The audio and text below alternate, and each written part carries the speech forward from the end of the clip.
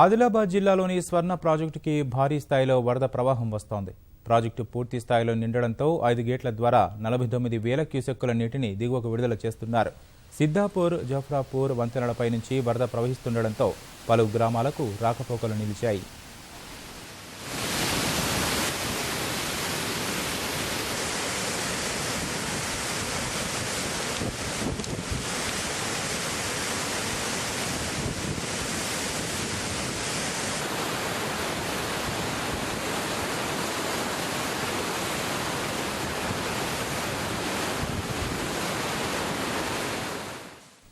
ఆదిలాబాద్ జిల్లాలోని స్వర్ణ ప్రాజెక్టుకి భారీ స్థాయిలో వరద ప్రవాహం వస్తోంది. ప్రాజెక్టు పూర్తి స్థాయిలో నిండడంతో 5 గేట్ల ద్వారా 49,000 క్యూసెక్కుల నీటిని దిగువకు విడుదల చేస్తున్నారు. సిద్దాపూర్, జాఫ్రాపూర్ వంతెనలపై నుంచి వరద ప్రవహిస్తుండటంతో పలు గ్రామాలకు రాకపోకలు నిలిచాయి.